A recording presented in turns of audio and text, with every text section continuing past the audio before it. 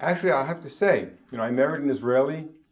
It's in our ketubah. We were supposed to speak both loshn-koydesh and mameloshn at home.